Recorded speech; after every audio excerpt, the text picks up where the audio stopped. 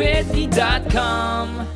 So we're here with Bianca Ryan, and first of all, I'm very excited to be chatting with you because you're going to be performing for the Welcome America 4th of July experience in Philadelphia. So how excited are you to be doing that this year in Philly? Oh, that's like super, super, super exciting. Honestly, it's like, that's like the biggest thing that happens around here for 4th of July. So for me to be able to be a part of it and finally be able to be a part of it while doing music that I've written is incredible.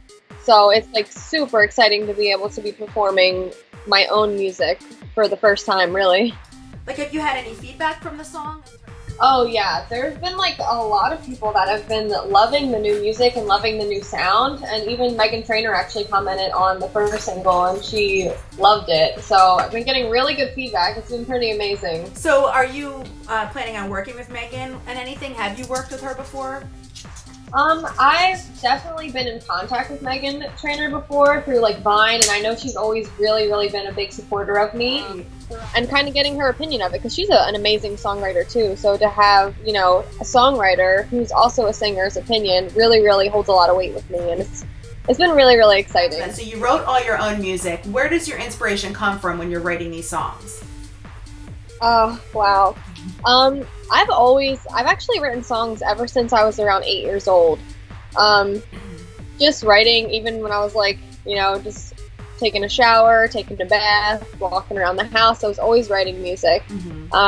So, you know, throughout those years when I was with the label and after America's Got Talent, it was funny because I never got to write music. You know, for the first album, I didn't write any of the songs on there. Sony chose all those songs. Wow. So throughout like the last few years and finding myself, it's like, wow, I have like 100 songs that I've written. Wow. So it's like one by one, we're just gonna put them out, and everybody's like, oh, some people, you know, some of the feedback was really great on one day, and some people were like, wow, this seems like a little bit young or maybe not recent, and it's because it's really not. I'm putting out all these songs one by one. Wow. That were written a while ago that I actually just went through a few months ago and last year to revise, but they were written years ago. Wow. It's going to be cool to see each song just kind of like mature with me and grow with me as a songwriter, because people have, you know, no idea that these songs were actually from years ago. They are young, you know? Yeah, well, and then to that point too, a lot of people are like, you're so young. How do you feel the music? How do you write about a love song or a breakup, or how do you have that feeling when you're like 15? Yeah. Well, I mean, I like to take like other people's stories as well. Okay. And I'm very much a listener in conversation, so I listen a lot, and I'm always that person that people like confide in and come to vent. And I always find it interesting to use other people's stories as well and kind of just like tell their story in my song. Or maybe rearrange it like how maybe my friend is letting this guy just like totally just like take advantage of her and take advantage of her heart. Right. I'll take that situation and I'll say, what would I do? This is exactly what I would say, or this is what I think should happen. And that's just kind of where I get my inspiration, plus my own life. I had a really rocky relationship in high school, so that definitely was a very big inspiration for the music now. Do you think that, I mean, you were 11 years old, right, when you won America's Got Talent? Yeah. So you won $1 million. Like, did you actually get $1 million? How does that work? I remember it was so funny because I went on the Ellen show, and I'm just like some 11-year-old kid. I don't know what's going on, you know? Yeah. So I'm like, oh, I'm on Ellen. And she's like, oh, did you get the money? And I was just like, no, actually, I don't think I did, because I was just like performing every day. Okay. And then I remember Simon Cowell just being like, you can't say that. Like, we're going to give it to you. And this takes a long time to write a check for that. Like, oh my God. I'm just some kid just like, I don't know. I mean, like, Yeah, I guess honest. I got a new outfit today, maybe. Oh my God, because I wonder, you know, then you're just a normal kid who won this show, and then all of a sudden you're in school and you meet people. Do you find that, you know, people want to befriend you because you were on America's Got Talent and not because of who you are as a person? What's actually interesting about that is that I actually had like a very hard time in high school finding friends. If anything, I didn't have fake friends. I had like none. You know, Right. people just kind of, I think people were so afraid to come off as fake. So it was like a catch-22 where it was like, you know, you had people that would be like, oh, hey, you're Bianca Ryan, and kind of come off as like, you know, very kind of like, you know, I know everything about you. And there was a lot of people that were just like, well, I would love to be friends with her and like actually get to know who she really is, but if I do, I'm going to come off as fake. Wow. So I just stay away. Yeah. So it was a catch-22, and it was very hard finding friends and finding like a genuine conversation with people throughout those years. Yeah, I believe it. Wow, I can't even imagine. All right, so here's the thing, right? So you were born in Jersey, but you lived in Philly, and you're still there. Your parents live in Philly. And do you have like a favorite place you like to go in Philly? Like, what do you like to do when you're there?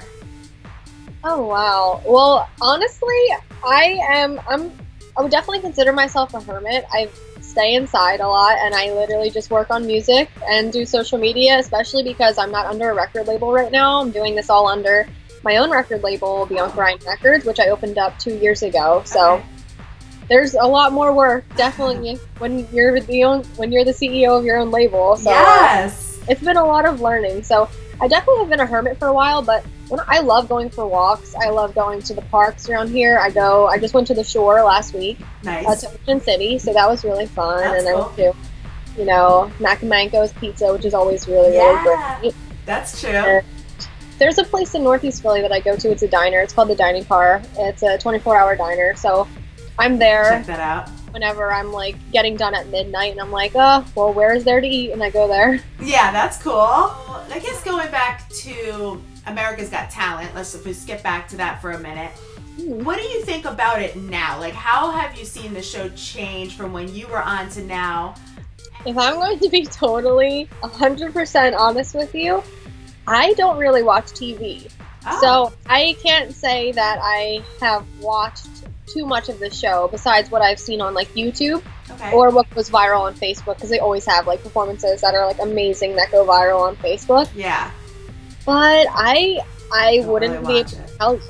Okay. Well then, so what do you think about Tyra taking over then as the host? Wait, who took over? Tyra Banks. So basically, Nick Cannon is not doing it anymore. And now it's Tyra Banks. Do you have an opinion, or you don't really know, or?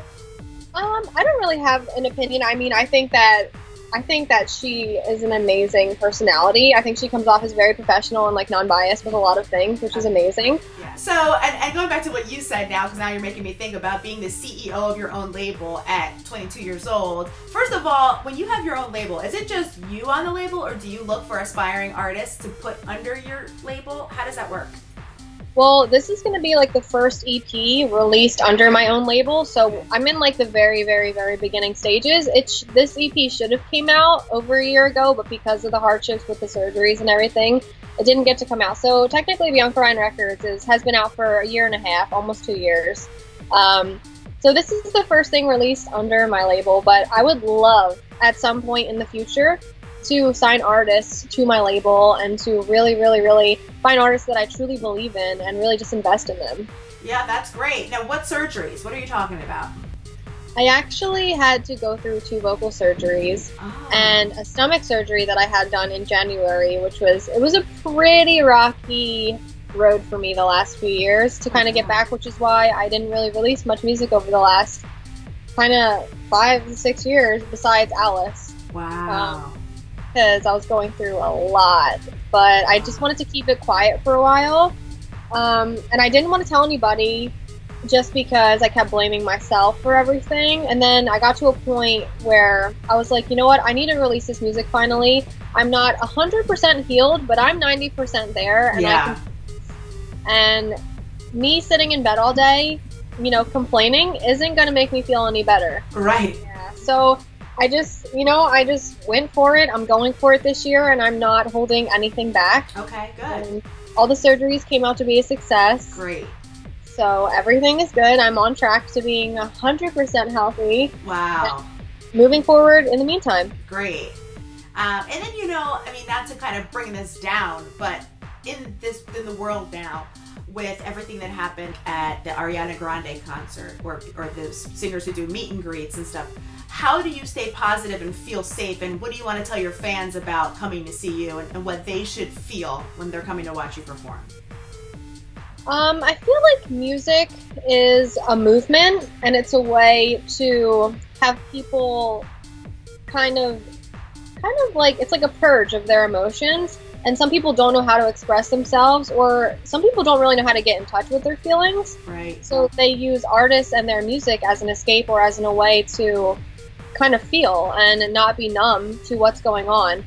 So, I mean, I think the world is absolutely crazy now, and it's just like, it's such a tragedy what's been going on, and the way that now musical venues and like something so like non-political as music has become political, which I think is absolutely ridiculous, because music is a language of its own. It's something different from anything else in this world, and it's what keeps a lot of people sane. Yeah. And a lot of people who are depressed or having anxiety issues, it's their cure. It's like their medicine. So that's what it should stay. It should stay non-political. Yeah. And I think people should just, everything that's happened, it's awful, but you just have to remember that music is its own entity, and to not confuse it with the craziness in the world, and to not have that hold you back from enjoying it and enjoying the experience. Yeah.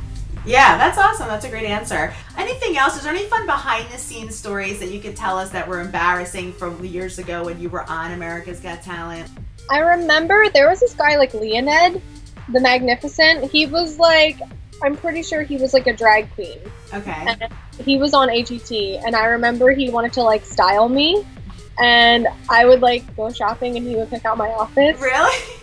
Yeah, and I remember him and my dad, they were like fighting over what outfit I should wear, and I'm like, I have my dad and a drag queen here literally fighting over what I should wear. I think I should choose. Yeah, you should choose. Yeah, so I was like, you should wear that, and Leonid, I just remember him being like, no, I know fashion. And my dad was like, all right, whatever. Yeah. What are some tips that you can give someone because I know even for you, I mean, you're going to an audition, you see all these other people auditioning, you can easily be discouraged. What makes you stay? And what advice can you give to your peers? Just know that like you really don't ever know what they're looking for. And there are more people in this world who will buy you as a person rather than your talent, because that's what speaks. Yeah. Because there are so many talented people. There's 100 million talented 22-year-old girls who sing, which is why they're trying to look deeper into your story. Okay. Right. So, stay motivated. You never know what they're looking for, and honestly, I'm like a prime example. Like, I was going up to New York with my dad and my grandma, who's Japanese, and they were going to this Asian market in New York to pick up Japanese rice. And I saw an audition for a show called America's Got Talent that I remember my friends talking about, Simon Cowell creating. Yeah. And I was just like, oh, hey, Dad, can I go audition for this? Just give me like a few minutes. We'll just like, and it wasn't too bad of a line. I mean, there was definitely a lot of people there, but it was the first season, so people were still like, I don't know. And if anything, it's more so like, is it worth it? Like, what's going to happen? This could fold, and who knows what this show is.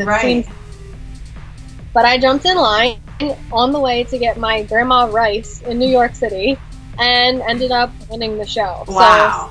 So really go for it. You never know. Yeah. Wow. Unbelievable. Well, that's great advice, and I appreciate your time. We look forward to seeing you at the Welcome America 4th of July celebration in Philly. Well, thank you so much for having me. I had so much fun. So where can we find more information about you and your new EP that just came out? Well, basically, I update everything 24/7. I'm one of those people. I'm very involved on social media, so you can find it on my Facebook page, which is facebook.com/official Bianca Ryan. Okay. Twitter, I tweet a bunch too on there, probably too much, and that's twitter.com/Bianca Ryan. And then my Instagram, I actually update the most on Instagram, which is just @official Bianca Ryan. Okay. And the Instagram is like my life, like literally a play-by-play.